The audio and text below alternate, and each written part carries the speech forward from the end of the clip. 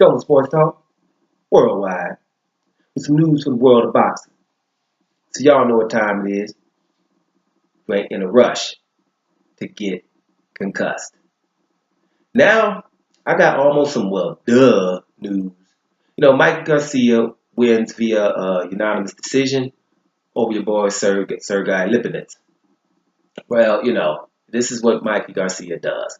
Another dominating performance against a game, Sergey Lipinets. Game. It was a good fight here.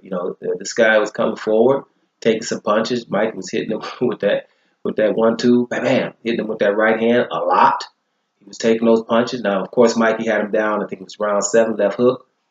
Mike Garcia, he systematically breaks his guys down, and he has this total game. He has footwork to go with his technical ability, and it doesn't look so flashy, but he gets the job done. What is this? 38-0 now, right? He's a 4-time champion, 4-division champion.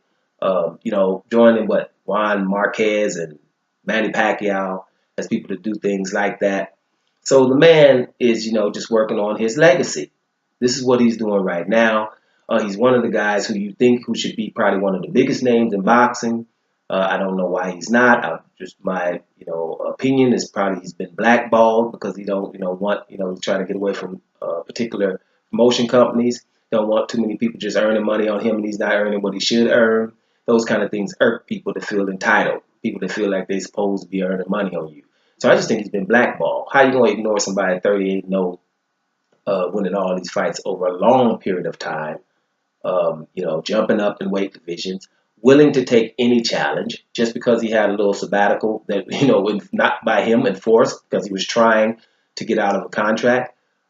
This is one of the major players in the game. If you see top pound for pound list and they have 10 people in it and you don't see his name, then keep looking for another pound for pound list. It should be in there, and that should be really knocking on number 5's door. Now, some things he's doing, he was fighting at 140 pounds. Okay, he fought Sergey Lipinets. Sergey Lipinets wasn't really deserving of the title, the IBF title, but he was the guy because he was the mandatory. For those who don't remember who this was the guy who almost stopped the Julius Indungo versus Terrence Crawford fight because he was the mandatory by the IBF, and we know the IBF is a little shaky sometimes, so he's had 12 fights, and he was already in that mandatory position without fighting anybody in the top 15.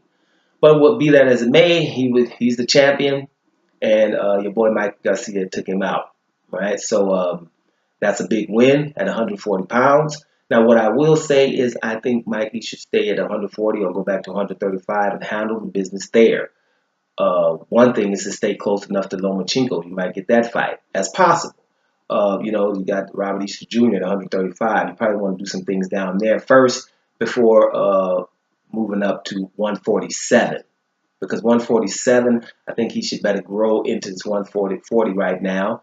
I don't think the power would translate, even though he showed power.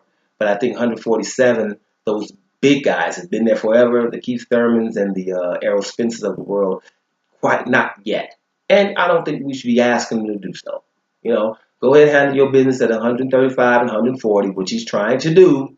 There's not a challenge out there that Mikey doesn't want to have or take. So this is a big win for him because just, put your name next to the legends. Because, as of right now, that's where you're supposed to be. There shouldn't be too many names we mentioned before Mikey Garcia in boxing, unless it's maybe the heavyweights. But in all the other weights, we're talking about people with better resumes and stuff like that. You hard pressed.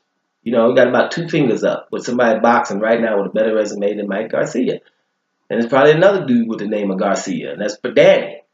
It's not really too many people who fight people on a high level all the time. Now, of course, this guy probably, Sergey Lipinets, wouldn't be one of those guys, but he was at least bigger in a different division.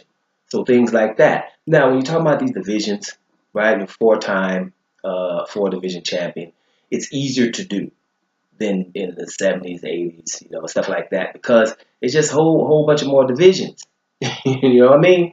It used to be lightweight, welterweight, middleweight. Now it's juniors in between them everywhere. Give you another opportunity. Then it was probably only 3 sanctioning bodies: WBA, WBO, WBC, IBF. WBO is in there now. right? Trying to, give you another opportunity to get another belt easier than you used to. So, it's a lot easier. So when you say 4-time, 20, 25, 30 years ago, that would only been 2-time, probably. So we have to keep that relative. We can't go overboard with it because you have an opportunity to beat someone in the division who is not recognized as the best or second best in the division, and you got one. And some people back in the day, like Pacquiao, got 8 divisions. About 3 of them was catchweights. That shouldn't really count. But those are little things that the only boxing insiders do. See, in boxing, they know that they're dealing with casual fans. That's why they come up with stuff. Like here's an example. Hey, the WBA regular heavyweight champion. What does that have? That's Manuel Char right now. For example, Manuel Char. Is he in anybody's top 7? Anybody, who thinks they can make rankings objectively, would he be there? But when they say his name before a fight, they will not say, regular heavyweight champion of the world. They're going to say, hey, WBA heavyweight champion of the world. Because then casual fans are going to ask, well, what was regular? Did he say regular? They won't. So they do things like that. So when you say before a fighter, dude, 6-time champion, nobody gonna say he had, 3 catchweight fights. Some people won't even know what catchweight fight is. See what I'm saying? So even though your boy Mikey Garcia is a 4-time division weight division champion, let's keep it on the low. It's not that big of a thing as it used to be. So but I think Danny, I'm not gonna call him Danny one more time. It's in 2 Garcias. Mikey Garcia will do other big things. That's guaranteed. Doing sports talk worldwide, and I'm up out of here, y'all.